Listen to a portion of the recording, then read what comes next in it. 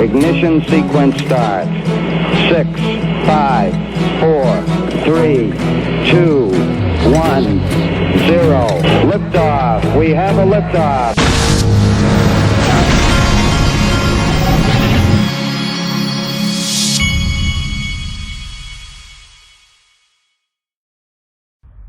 Hey everybody, this is the Digital Asset Investor, and I just got back from my son's travel ball tournament. We've been up in Atlanta for the last couple of days, and I just happened to be driving down the road to get my coffee, and I passed right by BitBoy's office location. I took a picture of it. I'll show it to you in 1 second. First, I want to check in on coinpaprika.com right here. 4.91%. Looks like Quant's up the most. Everything's kind of flat, kind of boring today, so I'm not going to spend any time to speak of on that. Now, this is when I was up there in Atlanta this morning, and my son's game was about to start, and I just happened to look over to the right going down the road, and I saw BitBoy's. This is his studio. Now I could tell from it's got caution tape. There's construction going on inside. I was just curious what he might be doing in there. But anyway, as you can see, the Digital Asset Investor drives an F-150 Lariat pickup truck. That is the kind of car I have. Now you know. Wanted to remind everybody in the top of the link of the description, link to still has Ripple equity available. When I show you John Deaton's thread here in a second, you might want to be reminded of that. Top of the description, you click on the link and tell them DAI sent you. It's as simple as that.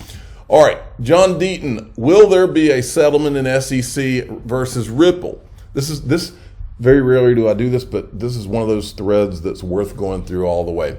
I've maintained for more than a year that settlement is 100% dependent on whether the SEC must turn over the Hinman speech drafts, edits, emails, and comments thereof. And then he goes on. Other than having to produce the emails drafts, another event that could facilitate a settlement is if the SEC receives a disfavorable decision in library. I've become more convinced that there will be no settlement unless one or both of those things happens. First of all, my opinion regarding settlement is no better than any or more relevant than anyone else's opinion. The fact that I'm amicus counsel places me in no better of a position to speculate than anyone else. Uh-oh, John, that's very dangerous. You're getting into speculating. The Twitter police could come after you if I can't believe you even had the gall to say that, John. Dangerous word. But don't worry, the digital asset is here to speculate along with you, because that's why I'm investing in digital assets, because I'm a speculator. That's what it's all about. I'm just sharing my observations because I'm receiving many emails and DMs asking. On January 1, 2021, only 9 days after the Ripple case was filed, I filed the writ of mandamus and stated in the petition what the lawsuit versus Ripple alleging all XRP are illegal securities made no sense unless it was filed for one of the following reasons. The lawsuit was personal and a form of political revenge from Clayton. The lawsuit was a weapon to slow adoption and filed for personal gain in order to select few to benefit financially, or the lawsuit was filed with such overbroad and sweeping allegations, i.e. claiming secondary market XRP traded independent of Ripple are also securities, as a form of regulation by enforcement with the intent of coming after all of crypto, a jurisdictional land grab by the SEC. Well, I'll add something, because what I think they were trying to do is hold on a second, let me answer this. This is my son. Hello. Do what? I thought you said your friend was bringing you home. I can't hear you. It sounds like you're mumbling into the phone. I think he must have hung up on me or something. Here he goes again. Hello? Yeah. You're still blurry. Do I need to come get you? Do I need to come get you? I will come get you. All right, I don't know what in the world he's doing. Sorry. No, you see what I go through? Here he goes again. I'm just gonna, what now? So here we are in the middle of trying to change the world, and I'm dealing with picking up a 16-year-old who said me his friend, who told me his friend was going to be able to bring him home. Anyway, that's what's, you see what my life's like here. The lawsuit, where were we? Gary Gensler and the SEC are not going to settle until political risks outweigh the political benefits.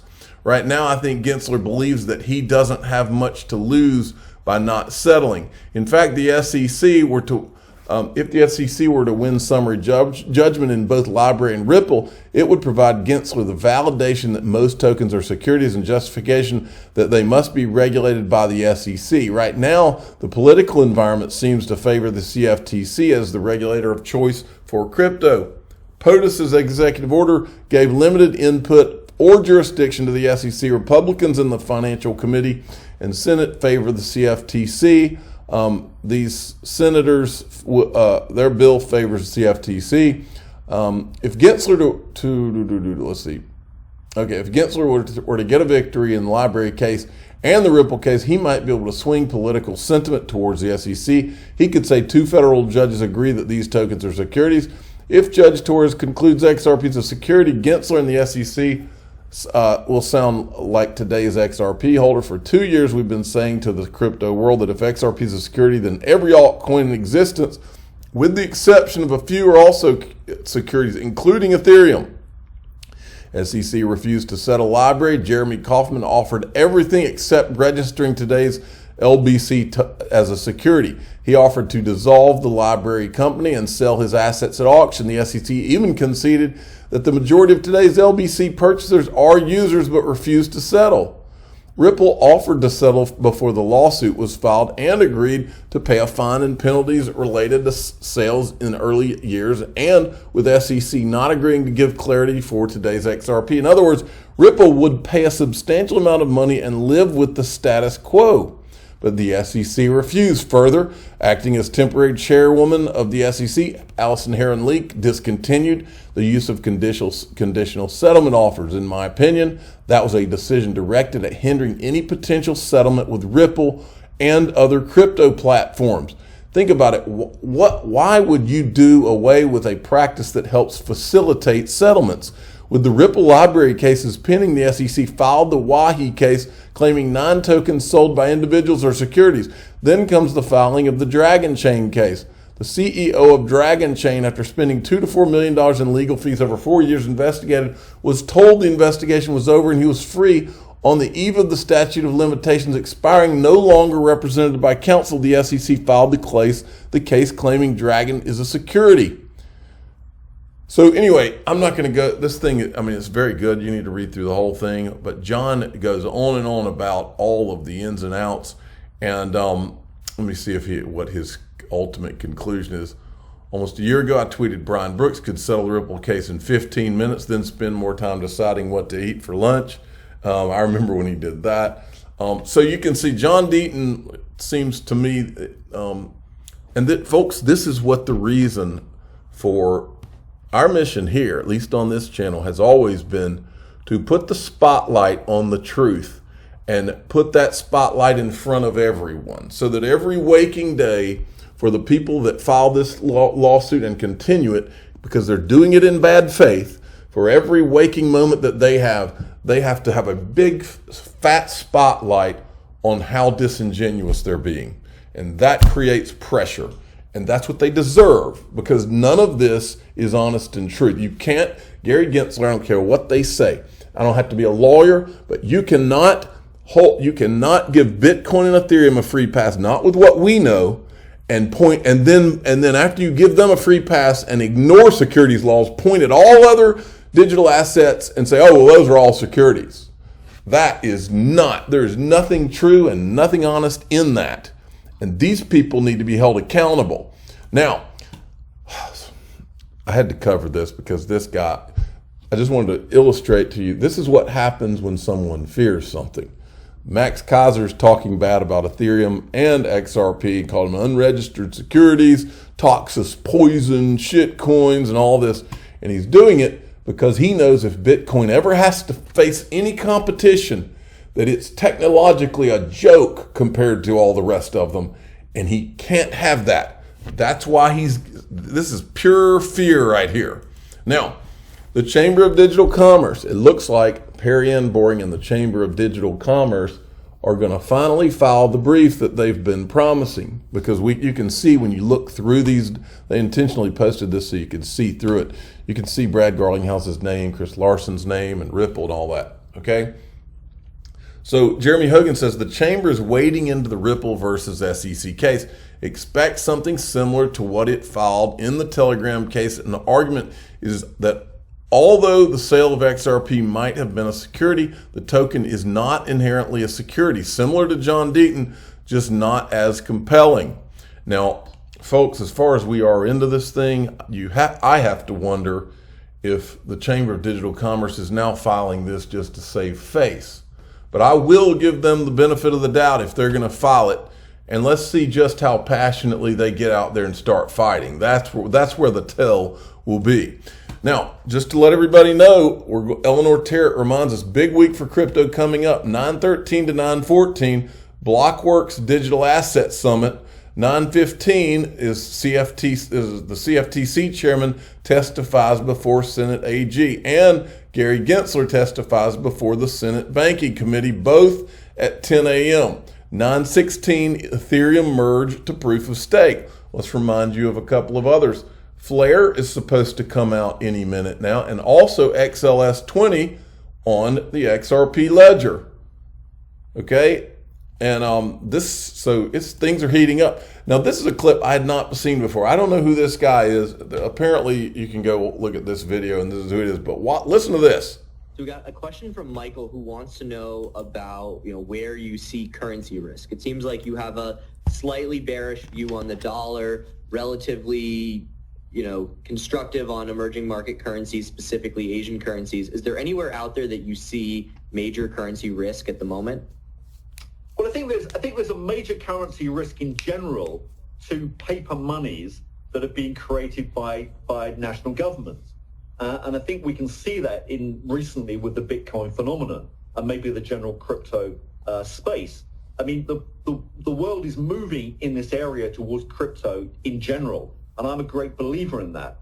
The question we've got to ask is, which cryptocurrencies will survive? What are their uses? And I think that Bitcoin is establishing itself as a store of value. Okay, Ethereum probably is a very good medium for smart contracts. XRP looks to be, I would assume, to be the choice link as a bridge currency between these central bank digital currencies at some stage. I mean, it seems to have the architecture already there. So I think those ones make a lot of sense. I'm not too familiar with many of the attributes of the others, but you can see various uses. Now, the issue that you've got to question is, well, can central banks or governments demonetize these currencies? And that's clearly the big risk. Can they put legislation in place? Yeah. Well, they tried to demonetize gold, and they've tried many times to demonetize gold, but they've never succeeded. So that maybe gives you some confidence about the sort of durability, if you like, of Bitcoin. XRP is a more complicated issue, but I think the alacrity with which many governments are now sort of following with the central bank digital currency race, started by China 2 or 3 years ago. Everyone's now trying to catch up with the Chinese, seeing what the big risk is. What you still need is a bridge currency which sits over the top. And the only currency I can think of that has the architecture is the XRP unit. So that's another one to think about. So I would say the risk is coming to paper currencies from these crypto ones, but it won't be a straight line ride. Well, that's interesting. And then there was this clip going around, and I don't know if I've ever seen this commercial, so I wanted to show it to you. This is apparently a new Ripple cross-border payments ad. Watch this. The market for global payments is immense. Estimated at over $130 trillion and growing. But its infrastructure is archaic. The challenge? Trapped capital. Intermediaries with high fees. Slow settlements. Incomplete transaction data. Frustrating failure rates. And single-point security exposures. At Ripple, we understand these challenges and have created an innovative payment solution that leverages the XRP ledger and the digital asset XRP. XRP is the perfect crypto for payments because it transacts quickly at very low cost with high throughput and is carbon neutral. Ripple's payment solution uses XRP to bridge fiat currencies, eliminate pre-funding, and makes payment terms visible, which supports our partners' compliance efforts. And we offer affordable line of credit options that enable capital agility and rapid scaling. When you are ready to scale to new corridors, our network provides you access to premier receivers in key markets that you can start transacting with in as little as 4 weeks. Okay, and then here's part 2. Check this out. Here's how a Ripple payment works. The sending institution requests a fiat-to-fiat quote on pricing and foreign exchange, or FX. The sender receives and approves a quote with pre-negotiated FX margin from the receiver. The sender submits the payment instructions. The sender debits funds from a digital asset wallet funded by Ripple with XRP and transfers funds to the receiver in less than 3 seconds. The receiver immediately pays out the end beneficiary in fiat according to the payment instructions. In parallel, the receiver converts XRP to fiat. The sending institution is invoiced at the start of the following business week, post-transaction. The benefits are clear. Payments in seconds with lower transaction fees that are available when you need them, need to draw you a are picture. reliable, transparent, and are managed elegantly. From remittance to small and medium enterprise to treasury payments, Ripple transforms your global payments. I will bring my 10-year-old out of drawing retirement and get him to draw you a picture if you just don't seem to get that. I'm the digital asset investor. I'm not an investment advisor. This is for entertainment purposes only. Please subscribe, hit the like button, and tell your friends and family that it might cost me a Lego set, but he can draw you a picture.